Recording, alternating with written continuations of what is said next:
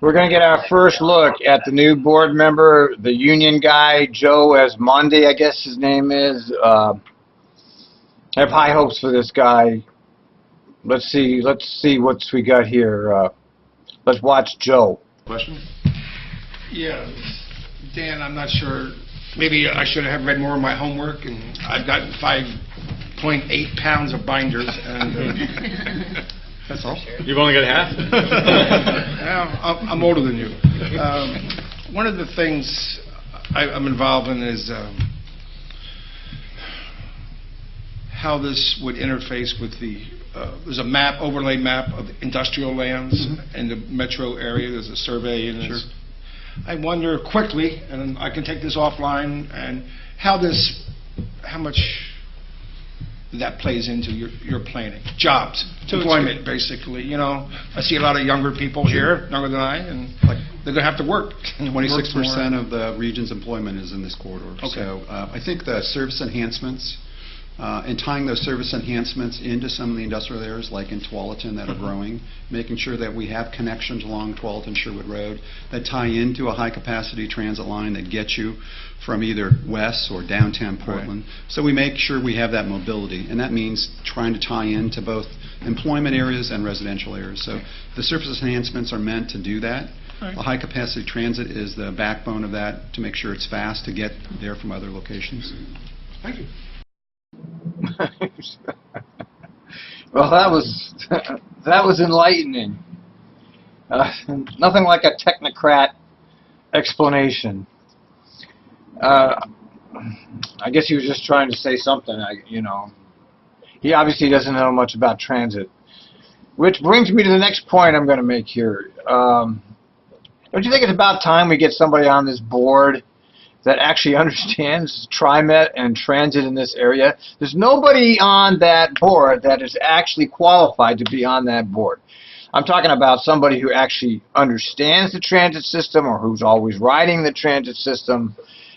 And just by sheer coincidence, I think that this last meeting that we just had was Tiffany Schweitzer's last meeting, according to her biography on the trimet.org site. Her appointment was up as of the end of this month, so I think she's gone. And she just happens to represent the Northwest District, which is my district.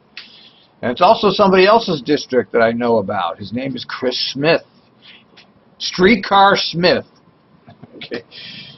Streetcar Smith, a lot of people have ideas about him being, you know, he's pro-streetcar. You know, there's worse things in life than being pro-streetcar, all right?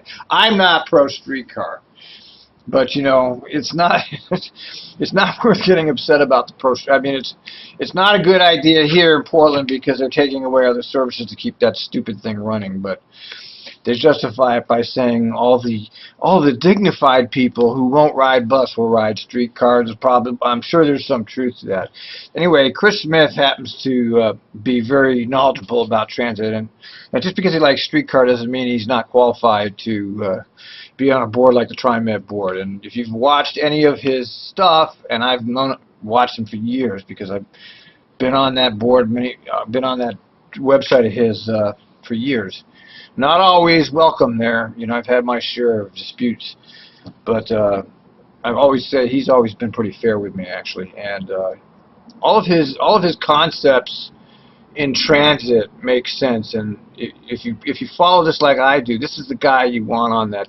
This is somebody that actually could make some meaningful contributions to the TriMet board. So I wrote a letter to the assistant of the governor, and I nominated him. I don't know if you can do that or not, but I did, because I think we need somebody on that board that actually understands transit, you know. And what better guy than him? He's on the Planning Commission.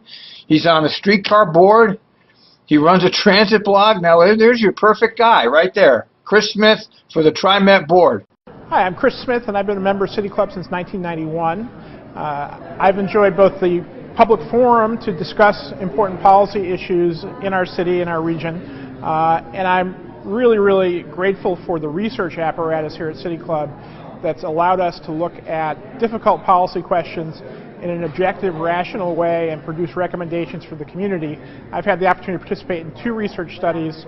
They've taught me an awful lot about public policy and how to analyze and form good public policy, and I think it's an invaluable service to the community.